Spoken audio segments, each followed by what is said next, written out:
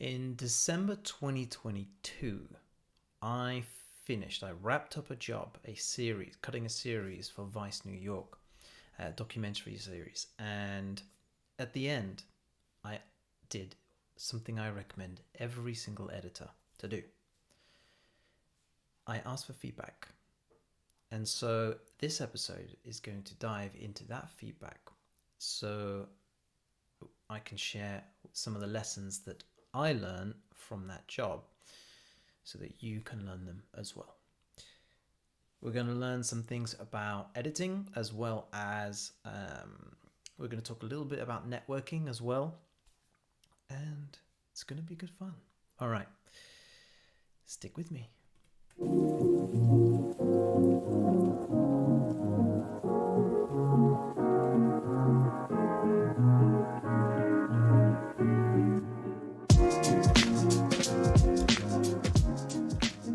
Hello and welcome back to another episode of the Video Editing Podcast with me, your host, Shiny. And, well, thank you for joining me. If you are on YouTube, I'm live on YouTube for this episode. At any point, feel free to jump into the comments. And if you're listening to the podcast on your podcast app, then you can join in the conversation live by heading to YouTube and subscribing so that you get a notification whenever we go live, and then you can join in the conversation. So let's start a little bit with some of the steps that got me to this point, because I want to share some sort of networking tips that I try to implement to get me to the point where I can share these lessons with you in this episode. Because I mentioned at the beginning that I recommend all editors ask for feedback. And so I want to elaborate a little bit on that. At the end of every job that you do, if the client seems happy, the job has gone well, even if the job has not gone well, I highly recommend that you reach out and you ask for feedback for the overall job. Yes, you're getting incremental feedback on every single edit that you submit. However, those will help you with your precise points in the edit, but you have bigger lessons to learn about things like how you interacted with the client, how you handled problems and problem solving, the general attitude around storytelling, and your skills surrounding that, and perhaps even technical. What were the mistakes? What went wrong? Could something have been done better? Could something have been done faster? All of this is really, really relevant and will compound your knowledge, your editing knowledge over time. So every time you finish a job, ask for feedback, jump on a call, ask for a call, jump on and speak to your client about how the job went. And if you listen to last week's episode, you will have heard the conversation that I had with Greg Wright. And Greg Wright and I worked together on this Vice New York job on the series called Transnational. And so these are the lessons I learned from that job. I asked Greg at the end, can we jump on a call? And I would love to hear your thoughts about the entire process. What we're going to talk about today is the feedback I got from Greg on that call. And it's all here, and it's all scribbled out. It's terrible handwriting as I was in such a hurry as I was on the call. I'm going to run through those with you. One thing as well, when you are on that call, it's a very good time to ask for a recommendation. Assuming everything went well, and the client is happy with your work, it's a very good practice to ask if they will recommend you to one other person. That's the simple ask at the end of that call. That will help you build out your network organically. And then you can just, keep in touch with that person and be top of mind in the future. So that is something to think about. So let's crack on with the feedback and share some of the things that Greg said to me about my editing on that project. The first thing was create shorter cuts, then add. Now, this kind of seems a little cryptic looking back, but the general gist is to start with smaller moments and create moments throughout the edit, and then build out from those moments. So rather than creating, obviously we need to create the bulk, the story, the dialogue cut. We need to create the story, the narrative, and we need to understand what the story thread is going through that narrative. Once you've figured out that, and it's very much a case of the rocks in a glass analogy. First, you put the rocks in, then you put the pebbles in, then you put the sand in, and then some water can fit in the glass as well. So your rocks are your dialogue, pebbles are the B-roll and the music. So as you are doing that, as you're in the pebbles section, you're adding B-roll and music. Create shorter moments and then build out from those. Try and figure out where the most important moments are, key moments in your entire edit once you have that dialogue cut, and then build from there outwards. Kind of like a tree, the tree's roots. We're planting at those particular moments through the edit, we're planting a tree, a beautiful flowering tree, and we need to let the roots go out as far as they need to from there. I hope that makes sense, because if the roots go too far, you lose the magic of that moment. And so you need to keep it only as much, the space for the moment needs to be only as big as that moment needs and not bigger. Otherwise the moment will lose its magic. And the next point on the feedback was to trust my guts. And that is something that I thought I had down pretty good. I thought that I was able to look at everything, see the bigger picture, and execute it, and be confident in that execution. But apparently that is something I can still improve on. So I will take that into consideration as I go forward, and to just be more confident in my choices. And it's good to hear that from someone with the kind of experience that Greg has, because they are able to see perhaps something in you. A client might be able to see something in you that perhaps you don't see in yourself. So it's a great way to grow. By getting this feedback at the end of the project, it's a great way to grow. So that is something I'll be more conscious of going forward. And the next point is, it's okay to sprinkle parts throughout. So what that means, from my understanding, is rather than having blocks of the story, blocks of the narrative, sort of, let's say there's 4 blocks in the entire film, you can have little moments in between those blocks of narrative, those moments that we spoke about earlier, where the roots are. You can also have smaller plants dotted throughout. I guess you can think about it like a garden.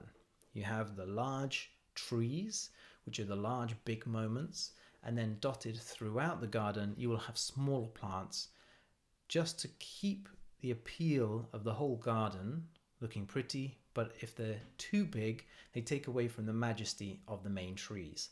So think about these moments as the big trees in your garden, and then you have other smaller moments sprinkled throughout the edit. The next point from Greg was start with blocks of people and then move them around. So as you're creating the dialogue, create it in a way, and you're laying down your rocks. Create it in a way where each person can be moved around, which is generally how I tend to work anyway. So it's a case of building out the entire narrative after creating a temporary narrative using post-it notes, then lay it down onto your timeline as a sync cut. So just the dialogue.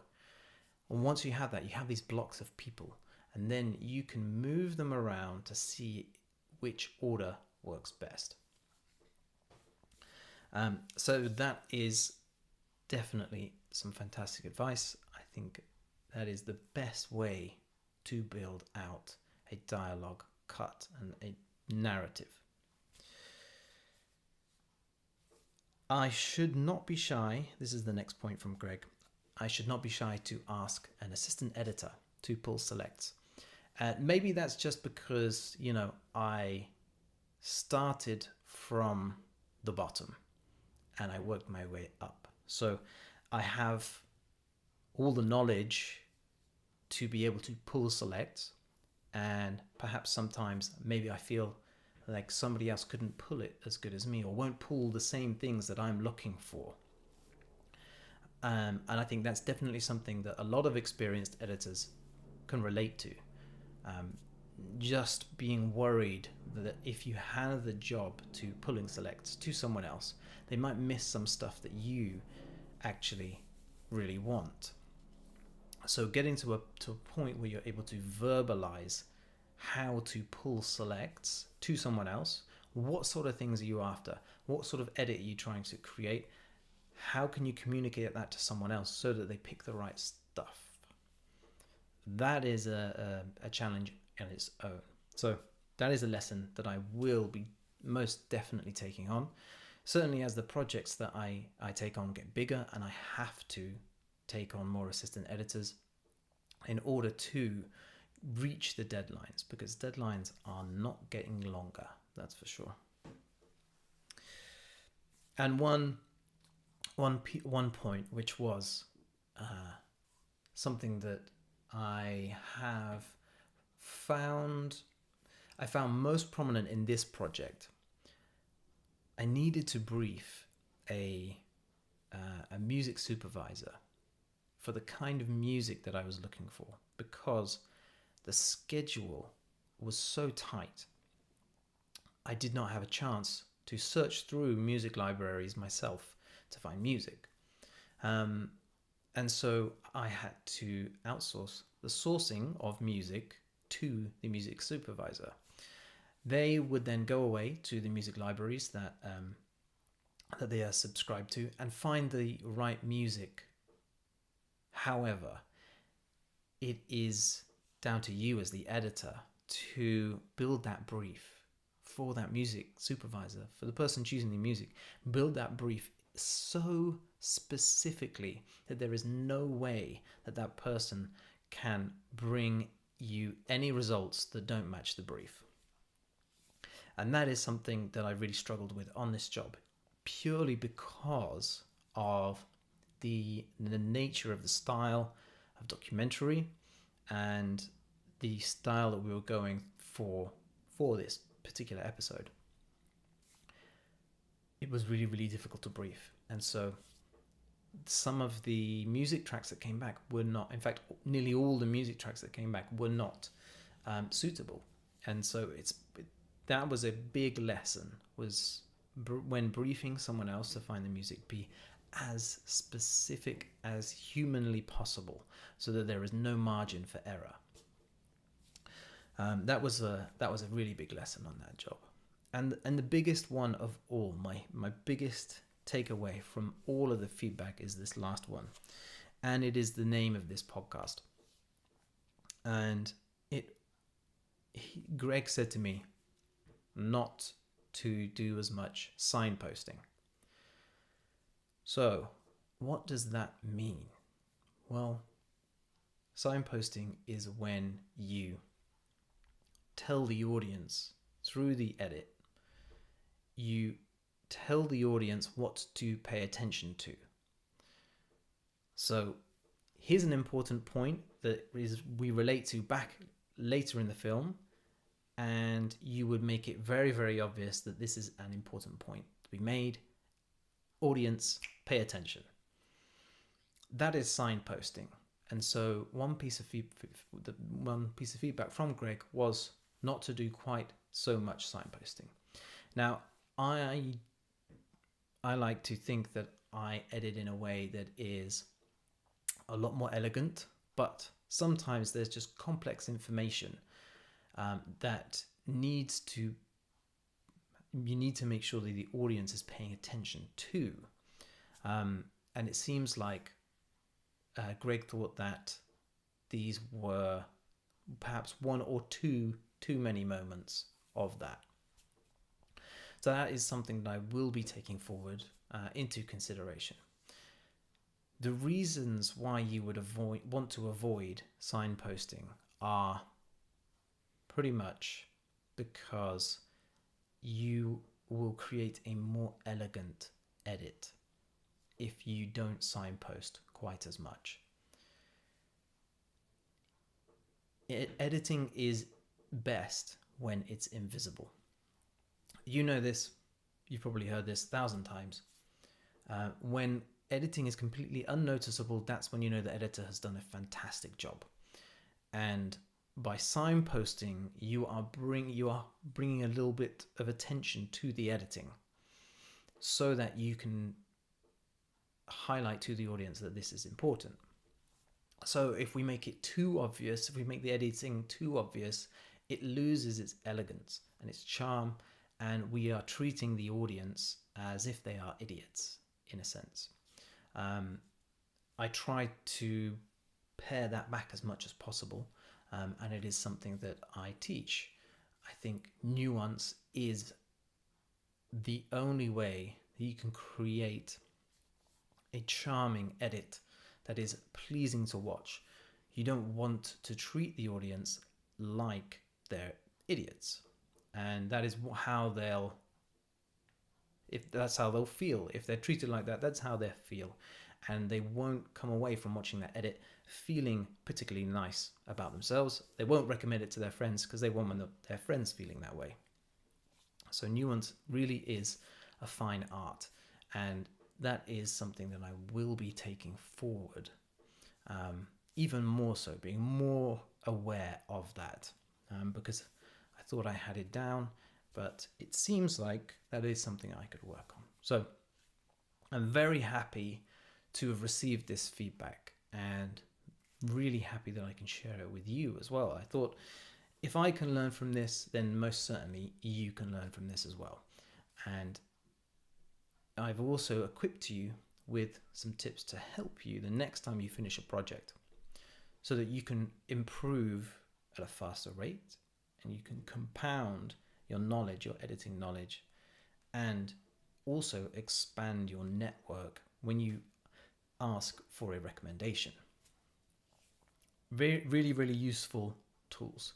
Now, if some of this feels a bit too advanced for you, perhaps you are just starting out, you're just trying to figure out how to even go pro, there is some free training that you can access called How to Go Pro, and it's 1 hour. It's only 1 hour, and if you head to unsplice.com, you'll see it in the training drop down. You'll see How to Go Pro free training.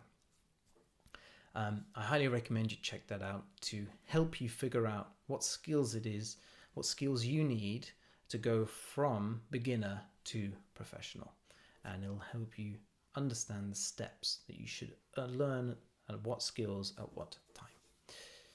Thank you so much for listening today. Thank you so much for joining me, and I really, really look forward to speaking with you next week. All right. Thanks, guys. Bye-bye.